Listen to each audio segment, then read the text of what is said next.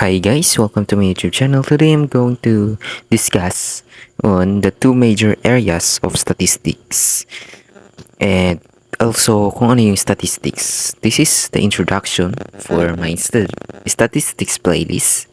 My math portion, discussion portion. So what is statistics? Statistics is a science of analyzing and collecting data.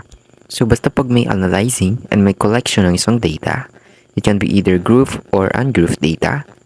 It is called statistics. So you hear the word statistics na, di ba? You all hear of it every day. So we have two major areas of statistics. We also have descriptive statistics and inferential statistics. So what really is descriptive statistics? So first, it is organizing and summarizing data using numbers and graphs. So alam niyo na natin yung mga graphs. Basta may graph, statistics na yan. Okay? Basta may numbers sa graphs, that is also statistic. I mean, not all graphs pala, no? Kasi meron sa physics velocity time graph. It is not considered statistics. Maybe it will be considered. Basta measure siya ng population or kung anong measure. So, number 2, data summary, bar graphs, histographs, and pie charts. So, alam natin yung bar graphs, alam na rin natin yung data summaries, and yung pie charts, di ba? So, ito ang example ng pie charts. Basta may ganyan, and then may something na percentage dyan. And there you go. Yung bar graphs, we all see it. And yung histogram is just like parang bar graph, pero magkakadikit yung kanyang bars. I'm going to teach it too soon. So number 3, measure of central tendency, mean, median, and both. So yung range is nasama ko lang dito, pero nasa measures of variability siya. So ang mean and median, we all know it. Ang mean is the sum of all in an ungrouped data. It is the sum of all numbers divide sa number ng figure niya. So let's say the formula.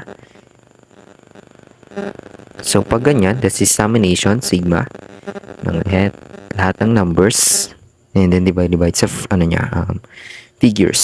And ang median naman is yung nasa gitnang value niya. So mean pala is just equals to average, parang average niya. Ang median is in the middle number. And yung range, which I'm going to tell later to, range is just high to low. The highest number, the lowest number. And ang mode naman is the number of frequency.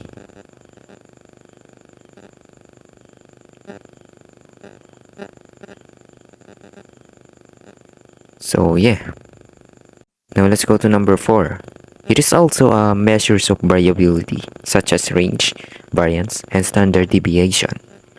So alam na natin range. And what is variance, no? Variance, meron siyang formula, I think. Yes. And yung variance in its notation is, let me draw it.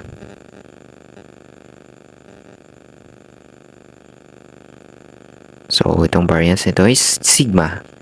It is actually sigma squared. So yung standard deviation naman is just going to take the square root of the variance and then nandun agad yung standard deviation natin. So that's it. So what is inferential statistics naman? So it is using sample data to draw a conclusion of the population. Sample data to draw a conclusion of the population. So intindihin nyo na lang yan. Sample lang siya and then magto-draw lang tayo ng conclusion sa isang population. And number 2 is uses probability to determine how confident we can be that conclusion we make are correct. So, as you may remember, yung probability formula is just the probability of all events. Actually, baliktad yata. So, I mean, the simple probability, as we can remember, is equals to the probability of the event that occurred divided by all the probability of event. So, yung halimbawa na yung flip of coin, isang beses mo lang ipipilip yun, and then Meron lang two possibilities. And that's it for the major area of statistics. Thank you guys for watching.